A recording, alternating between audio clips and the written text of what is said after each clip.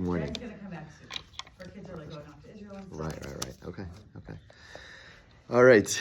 All good. Okay. Okay. We are in the middle of the second os. We're in the fourth parak, os beis.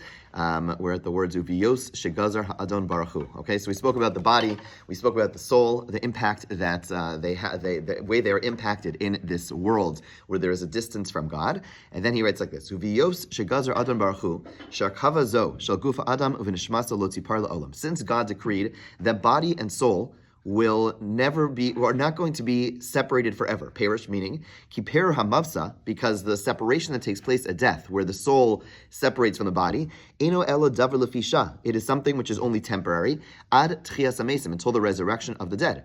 However, after that, tzricha lashuv laguf, the soul has to return to the body, ushneim iskaimu yachal lenetzach netzachim, and they have to remain together eternally. Okay, so, right, this is the approach of the Ramchal and the Ramban and many, really everyone except for the Rambam, who says that in the world to come, body and soul are going to be reunited and are going to stay together forever, right? Whereas the Rambam holds that in Olam Haba, the soul is going to be separate from the body. The soul is the only thing that lives on forever. The Ramchal and others are of the opinion that the body and soul are going to remain forever together, okay? And they're going to reunite after the resurrection of the dead.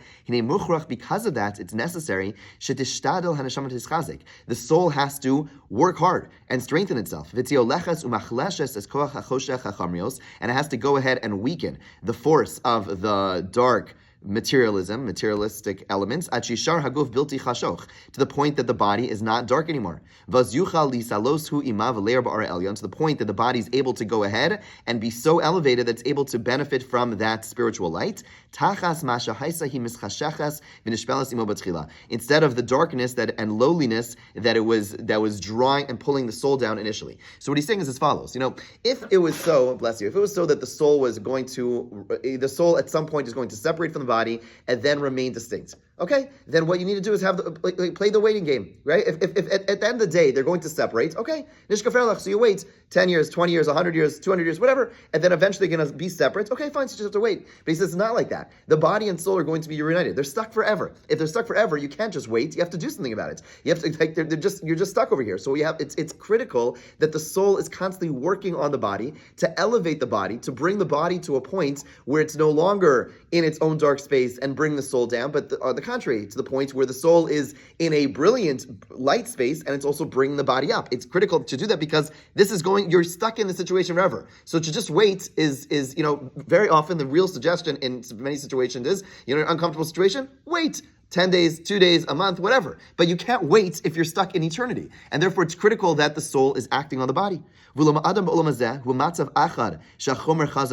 In this world, we're in a situation where the darkness, the material is very strong, as we mentioned. And since the material elements are dirty and dark, man is found in great darkness, and very distant from where we need to be. Where do we need to be? We need to be connected to God, and God, being spiritual, is very difficult to access in this dark world. And therefore, it follows that what we have to place our effort is this: to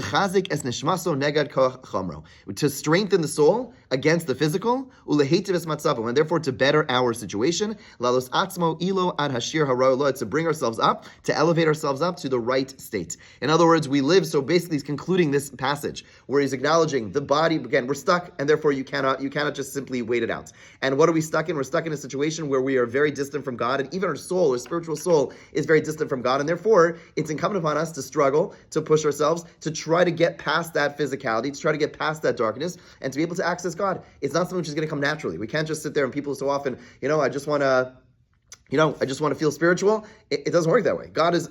We are born in a state, in our natural state, in this post-Adam sin world, is that we are so incredibly distant from God, and therefore it takes hishtadlus, it takes effort, and it should be, our absolute effort is, we have to work hard to be able to access it, and to just think it's going to easily come to us is a mistake. We have to be constantly looking, constantly searching. There's that famous story of Rav Yitzchak of Raditchev, where he sees this baby, this young girl crying, and he comes over to her and says, why are you crying? A famous story, right? And she says, we're playing hide and seek, and I went to go hide, and no one found me. He says, that's a good thing. He said, no, I've been hiding for hours. They clearly gave up on looking for me, and like she's saying there's nothing more like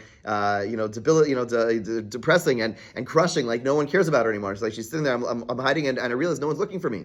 And all of a sudden, Levi Yitzchak bursts out crying himself. And she goes, Rabbi, why are you crying?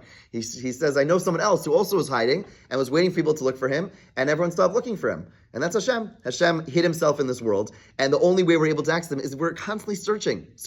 Dirshu Hashem, right? You have to find Hashem. You have to be searching for Hashem. And so often we're sitting around. Okay, sometimes we want some spirituality. We wait for it to come to us, but we're not really yearning. We're not really searching. And Hashem is also crying because he's waiting to be found. He's here. He's waiting to be found. But unfortunately, so often we have stopped searching, and that's our entire goal of life: to be mishtadel, to effort, to work, to exert ourselves, to be able to be constantly searching for God, and in doing so, elevating the body and elevating the soul level after level until we actually find him. Okay, let us